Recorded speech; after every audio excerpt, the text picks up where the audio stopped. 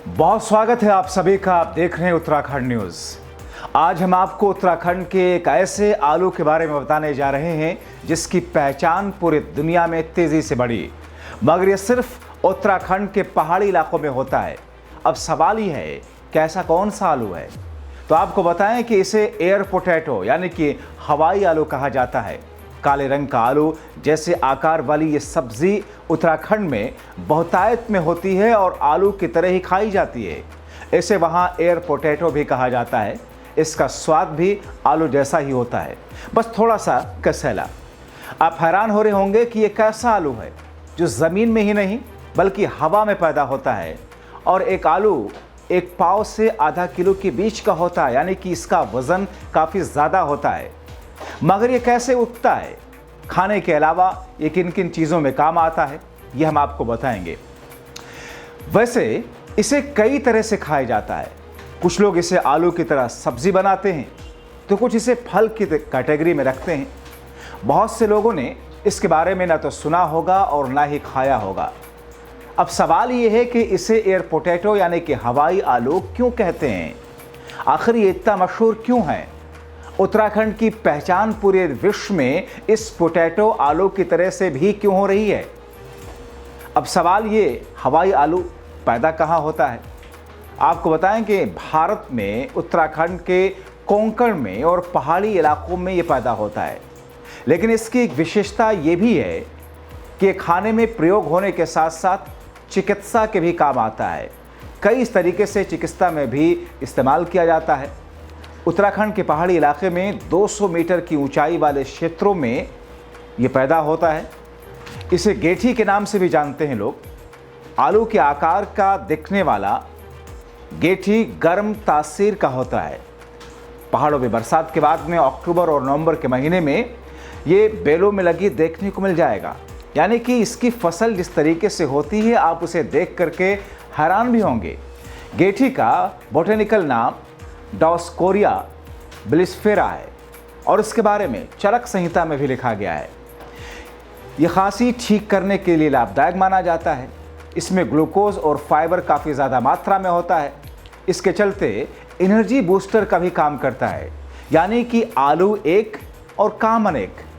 इसे आप फल के तौर पर इस्तेमाल कर सकते हैं, इसे आप सब्ज़ी के तौर पर इस्तेमाल कर सकते हैं, इसे आप दवा के तौर पर भी इस्तेमाल कर सकते हैं। और इसकी विशेषता है कि इसमें कॉपर, आयरन, पोटेशियम, मैग्नीशियम भी होता है। ये विटामिन बी का अच्छा सोर्स माना गया है। ठंड के आसपास ये बाज़ार में आने लगता है, यानी कि अगले 1 महीने के बाद में ये बाज़ार में आने लग जाएगा और तब इसकी 70 से लेकर के 100 रुपये प्रति किलो के बीच में कीमत होती है।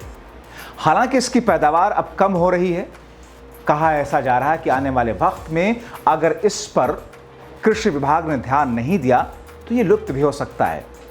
इसकी पत्तियां तने के साथ साथ में बारी बारी से व्यवस्थित होती हैं, लंबे ठंडों से जुड़ी हुई होती हैं। पत्तियां कम से कम 8 इंच लंबी और लगभग इतनी ही चौड़ी होती हैं और इसके अलावा पत्तियां दिल के आकार की होती हैं। इसकी विशेषता है। वैसे एयर पोटैटो एक 12मासी बेल है। अगर पूरी दुनिया में इसकी प्रजाति की बात करें तो पूरी दुनिया में गेठी की कुल 600 प्रजातियां मिलती हैं।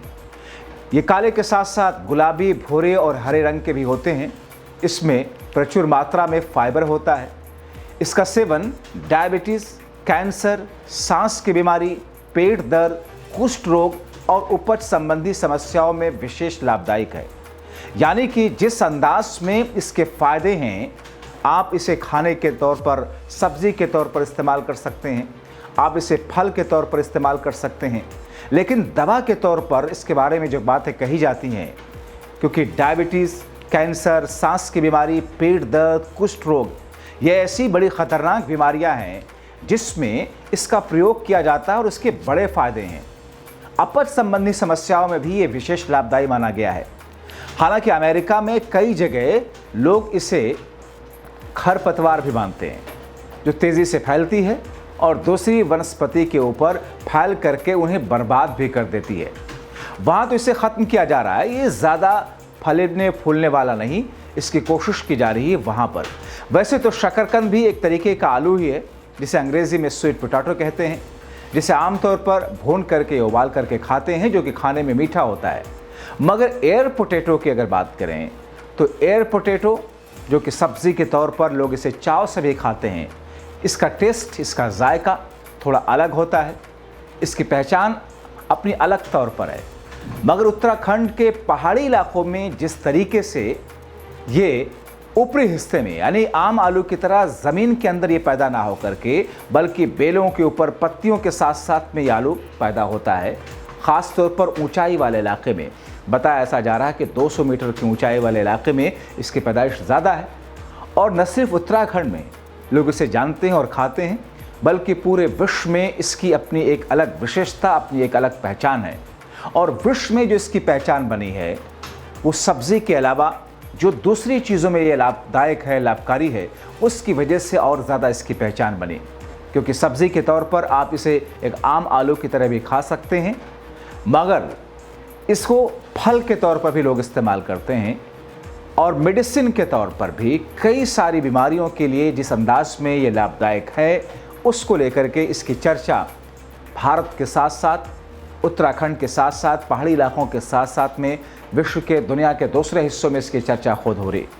हालांकि कहा तो यहाँ तक जा रहा है कि विश्व के बहुत सारे वैज्ञानिक या शोधकर्ता या मेडिसिन डिपार्टमेंट से जुड़े हुए लोग, इलाज उपचार से जुड़े हुए लोग इस पर रिसर्च भी कर रहे हैं।